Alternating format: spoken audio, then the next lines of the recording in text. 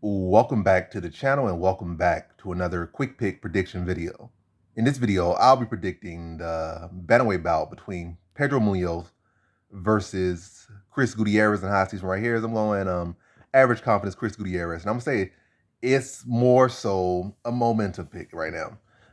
I feel like Gutierrez is a little bit more offensive. I feel like he's a little bit more of a technical striker. He doesn't got T-Rex arms like Pedro Munhoz, but Pedro Munhoz has fought better competition, clearly. Both guys are very good at attacking kicks. I feel like Gutierrez is more crafty and more diverse with his kicks, maybe a little bit more heavy. But on the other side, Pedro Munhoz does have a huge BJJ advantage, but does he really mix in wrestling like that? When I look at his stats, like the man don't really go for a whole lot of takedowns. I think he barely goes for takedowns. I think most of his, I think it might be one or two fights where he actually went for takedowns. And then most of those submissions come back out of maybe his opponent getting hurting him, and then he's able to find a submission, like find that moment and jump on a guillotine or something. Or maybe he's hurting his opponent and then they shoot in and he hops on again. So he not really hasn't been that guy to actively go for takedowns. If he was, that could be a concern because Gutierrez, I feel like his wrestling and takedown defense is a bit of a concern. So I feel like Munoz, stylistically wise, he's a guy that better can hold his own at the top, like because you got that durability, you're well rounded. It's not like, oh, he got that durability, he's well rounded. He got a very high takedown defense. And then if you even going for the takedown, you got to worry about his guillotine. So it's like he's the guy's issue. Whereas Gutierrez at the higher level, guys probably going to be scooping him up and pulling him back and just beating on him at the higher level and probably strangling him.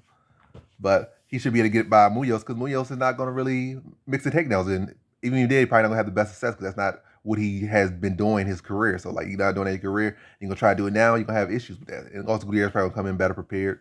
So I'm expecting this a fresher Gutierrez, faster with the kicks, this faster, more offensive. But my issue with, on Gutierrez's side is the fact I feel like a lot of times he be feeling himself too much. He be doing kicks and stuff. It be looking, be dancing, trying to look pretty and stuff. Instead of just like staying consistent to stay on your toes, bam, bam, look, pop, pop. Like it's like looking, smiling, kick. Like you letting somebody let your opponents get into the fight. Like I know he still beat outlanded dude by like 60 strikes, but somehow they made it a split decision. You know, he was clearly just toying with the dude. Like you didn't need to toy. You could have finished that dude.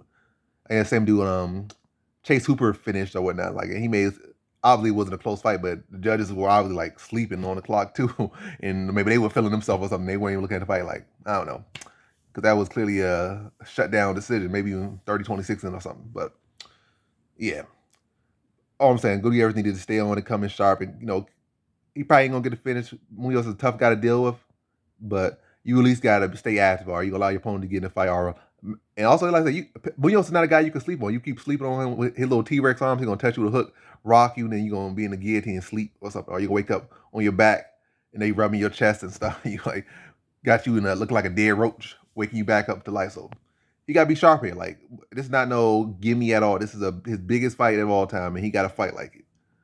Like I said, though, he can't be feeling pretty out there. Can't be feeling like that. So this is a tough matchup for him. But all they can say, he should be. If he just fights to his strengths, he should win this one. And he stays active, he should win this one. And I'm gonna say he should win it by decision. Like, and just don't play no games. Go out there and do work. So in this one, I have Chris Gutierrez via decision.